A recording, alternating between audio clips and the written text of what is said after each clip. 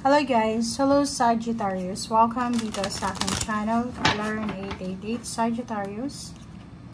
Alamin natin kung anong messages, vibration, gabay energy para sa inyong lahat. The general reading, so pwede kang makaresonate. Oh, sorry. Nakikita ko sa inyo dito kasi biglang half, diba? Parang medyo naguguluhan. Mix emotion, parang gano'n.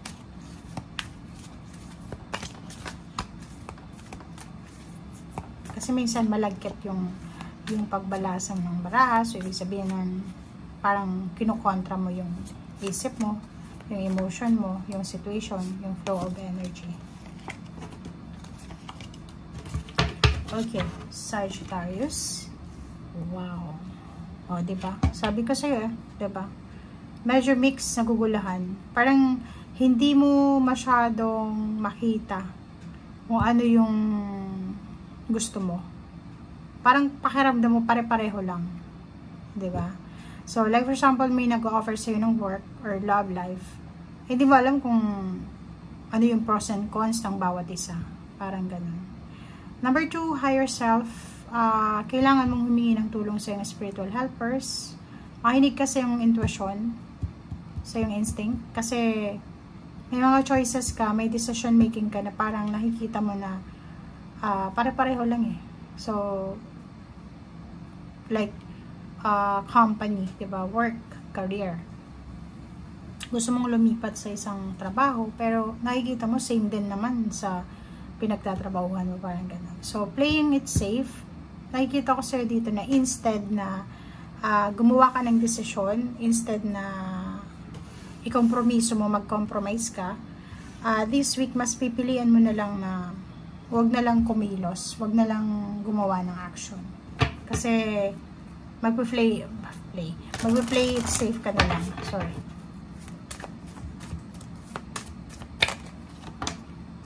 Courage. O, diba? So, yun yung kulang sa'yo sa linggong ito. Sagittarius. Kulang ka sa lakas loob. Parang iniisip mo na, dito na lang ako sa comfort zone ko. Diba? Ang kulit. O, diba? So, kung makikita mo dito sa 2 cards na to, sinasabi na, ang kailangan mo daw sa linggong ito is courage, lakas ng loob, para makaalis ka sa lugar, sa situation, sa comfort zone mo, na hindi na para sa'yo. Ano yun? Kasi ang daming offer na binibigay sa yung universe eh. Parang may mga restrictions, may stagnation ka na, alam mo na stagnant ka, diba? Alam mo na stagnant ka, pero dahil sa komportable ka na, mas hinayaan mo na lang. Parang inisip mo, okay, pare-pareho lang naman, ganyan, ganito. Like for example, may mga kaibigan ka na pumupunta ng ibang bansa, or pwedeng maganda yung trabaho nila. But, hindi ka na-encourage kasi kino-compare mo yung situation nila sa situation mo. Sinasabi mo na kahit nasa ibang bansa sila, hirap din sila. Like, ganun. So, yung freedom na dapat na makuha mo, ay hindi mo nakukuha dahil sa takot ka. Parang ganun, takot. Takot kang mag-compromise. Okay? Takot mag-compromise. Kulang yung courage mo. Pero sinasabi dyan na, if ever man, gusto mo ng freedom, kailangan mo maging courageous. Diba?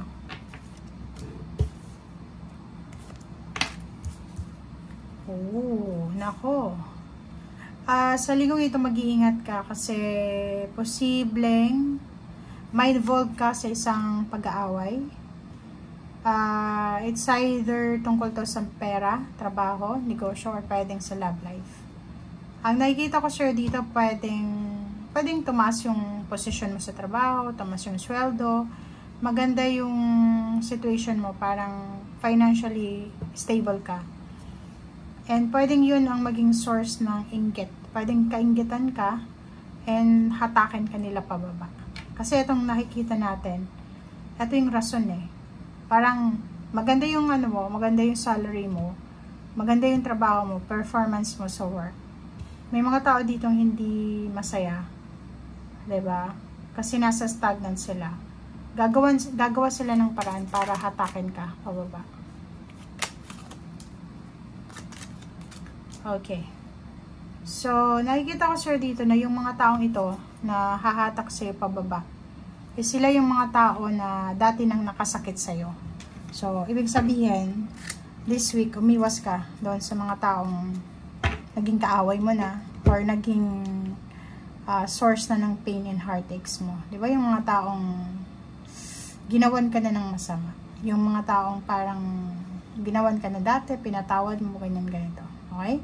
So, mag-iingat ka dahil this week, posibleng may babalik sa buhay mo na toxic na tao, toxic na pangyayari, or toxic na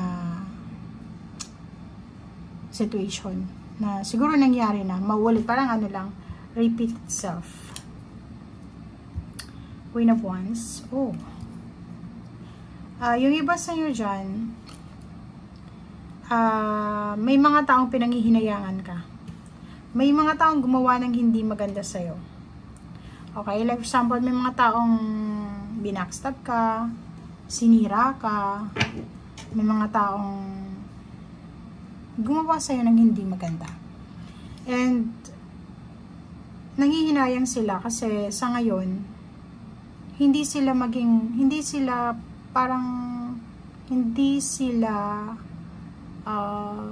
proud na maki-associate sa'yo. Diba? Yung mga taong gumawa ng masama sa'yo, syempre mahihiya sila ngayon. So, eto yun, hindi sila free na makipagkwentuhan sa'yo, parang ganyan, kasi diba may lamat na.